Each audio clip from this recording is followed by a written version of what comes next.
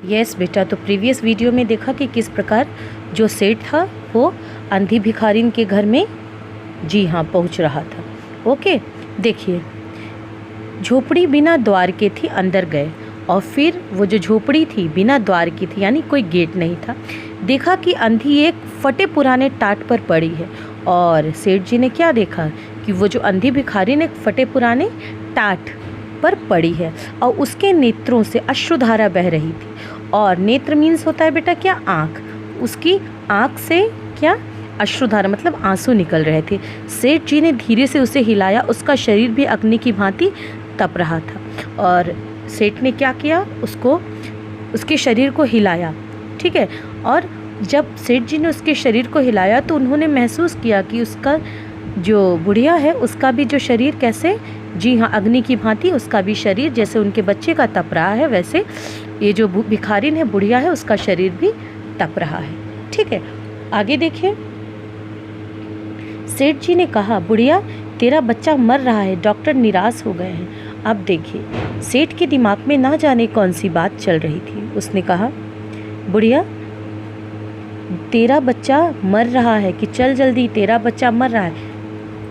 क्योंकि डॉक्टर भी निराश हो गए, यानी उनके पास भी अब इसका कोई इलाज नहीं रह रहकर वह तुझे ही पुकारता है और वो बच्चा रह रहकर तुझे ही पुकार रहा है। अब तू ही इसके प्राण बचा सकती है। और अब कौन, जी हाँ, अब तू ही उसके प्राण बचा सकती है, क्योंकि वो बार बार तुझको ही याद कर रहा है। चल और मेरे नहीं, अपने बच्चे की जान बचा ले। और फिर वो बार बार ये बात कह रहा है कि तू मेरे बच्चे की नहीं, तू अपने बच्चे की जान बचा, ठीक है। अंधी ने उत्तर दिया, मरता है तो मरने दे। सेठ जी ने कहा कि चलो जल्दी से अपने बच्चे को बचाओ। तो अंधी क्या बोल रही, मरता है तो मरने दे, मैं भी मर रही हूँ। और फिर उसने क्या कहा कि मैं भी मर रही हूँ, मरता है तो मरने दे उस बच्चे को, हम दोनों फिर स्वर्गलोक में माँ बेटे की तरह मिल जाएंगे।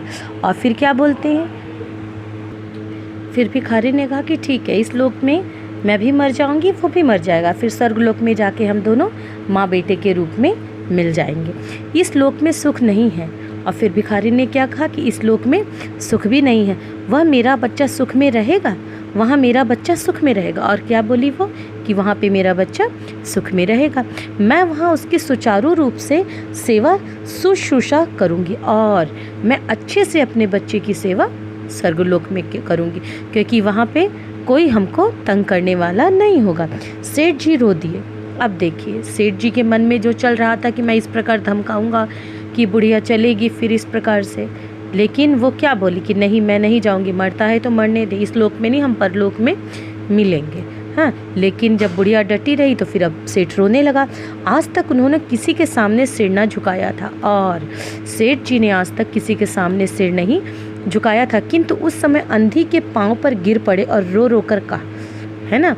अब देखिए, उस समय तो बहुत वो महान बने कि नहीं नहीं, मैं तेरा एक भी पैसा मेरे पास नहीं। अब देखिए, अब बच्चे के लिए उनको, जी हाँ, उस अंधी भिखारिन के पैर पर गिरना पड़ा, है ना।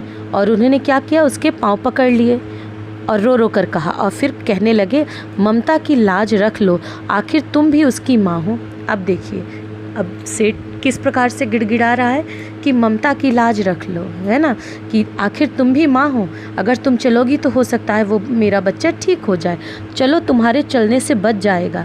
फिर क्या गिड़गिड़ा रहा है कि चलो हो सकता है तुम्हारे चलने से वो बच्चा ठीक हो जाए। ममता शब्द ने अंधी को विकल कर दिया। अब देखिए, वो जो ममता शब्द था कि माँ की ममता, ममता शब्द ने अंधी को विकल मतलब परेशान कर दिया, बेचैन कर दिया। उसने तुरंत कहा, अच्छा चलो। और फिर अंधी ने क्या कहा कि अच्छा चलो। सेठ जी सहारा देकर उसे बाहर लाए और फिटन पर बिठा दिया। और सेठ जी ने क्या किया, सहारा दिया, उस अंधी को बाहर लाए और जो फिटन थी, हैं, वो जो साधन जिससे सेठ जी आए थे उस पे बैठा दिया उसको। फिटन घर की ओर दौड़ने लगी और फिर अब वो जो फिटन थी वो घर की तरफ चलने लगी। उस समय सेठ और अंधी भिखारी दोनों की एक ही दशा थी और उस समय यानी दोनों ही बच्चे की जान बचाना चाहते थे। दोनों की जो कहते हैं दशा थी वो क्या थी, एक जैसी थी। दोनों की इच्छा थी कि शीघ्र अपने बच्चे के पास पहुंच जाए और दोनों के अंदर एक ही चीज़ चल रहा है कि जल्दी से जल्दी वो अपने बच्चे के पास पहुंच जाए और उनका बच्चा जल्दी से जल्दी स्वस्थ हो जाए। ठीक है बेटा, आगे का हम लोग नेक्स्ट वीडियो में पढ़ेंगे।